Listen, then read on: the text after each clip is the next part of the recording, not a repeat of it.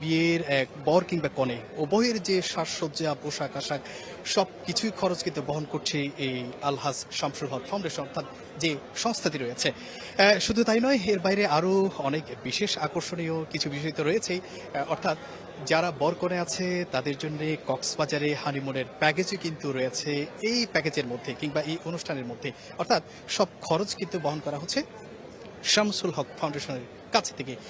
আমরা কথা বলেছিলাম এখানে যারা বরকনে বেশ কয়েকজনের সাথে কথা বলেছিলাম, তারা যেটি বলছেন তারা নিশ্চয়ই উচ্ছ্বসিত এবং একই সাথে তারা বেশ খুশি আনন্দিত।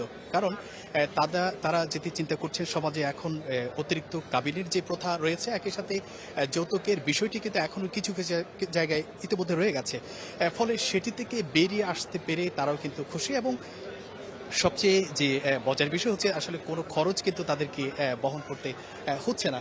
আমরা একটু কথা বলতে চাইবো শামসুল হক ফাউন্ডেশনের, নিশ্চয় তার সাথে আমরা কথা বলবো। তার আগে আরও কয়েকটি বিষয়টি আপনাদেরকে জানিয়ে দিই।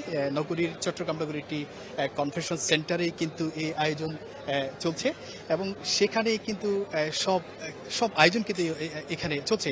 আমি একজন বরের সাথে, এখানকার যে একজন বরের সাথে একটু যদি কথা বলতে চাই, একেবারে ছোট করে।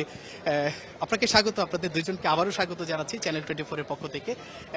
একটু ছোট্ট করে বলবেন এই আয়োজনে আসলে আপনাদের কেমন লাগছে? এই যে অতিরিক্ত কাবিনকে যেমন না বলছি আমরা, একই সাথে যৌতুককে না বলছি, কেমন লাগছে এই আয়োজনটা? সবকিছু মিলে শুকর আলহামদুলিল্লাহ। এবং অন্যদের উদ্দেশ্যে বলা, যারা এই পার্ক টার্কে প্রেম করে বেড়াচ্ছেন, তারা প্রেম না করে বিয়েটা করে ফেলেন। প্রেম না করে, ফ্রি মিক্সিং না করে, গুনায় না জড়িয়ে, জিনায় না লিপ্ত হয়ে বিয়েটা করে ফেলান। স্টুডেন্ট অবস্থায় বিয়ে করা যায়, আমরা করতেছি, দৃষ্টান্ত প্রমাণ আমরা। আপনাকে ধন্যবাদ। শামসুল হক ফাউন্ডেশন এই উদ্যোগটাকে আপনি কিভাবে দেখছেন যদি একটু? এটা পুরো বাংলাদেশ ব্যাপী ছড়ালে ভালো হয়। চট্টগ্রাম বিভাগে যখন আছে, এটা পুরো বাংলাদেশ ছড়ালে সকলেই এটা অংশগ্রহণ করার সুযোগ পাবে। শুনেছিলাম এরা নাকি রংপুর যাবে, শামসুল হক ফাউন্ডেশন আগামী কিছুদিনের মধ্যে রংপুর যাবে, ওইখানে তারা একদম বিবাহ বন্ধনে আবদ্ধ করাবে।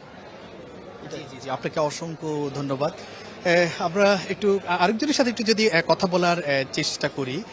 নিশ্চয়ই এখানে অনেকে রয়েছেন, আগে যেটি বলেছি যে 16 জন দম্পতি রয়েছেন এখানে, সব মিলিয়ে তাদের সবার একই সাথে এই বিয়ের আয়োজন চলছে একসাথে। এখানে সবার পরিবারের কিন্তু সদস্যরাও এসছেন।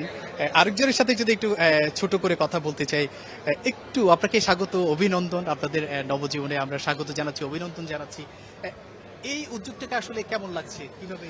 আলহামদুলিল্লাহ, অসংখ্য ধন্যবাদ। আমার অনুভূতি হিসেবে যেটা ভাষায় প্রকাশ করার মতো নয়।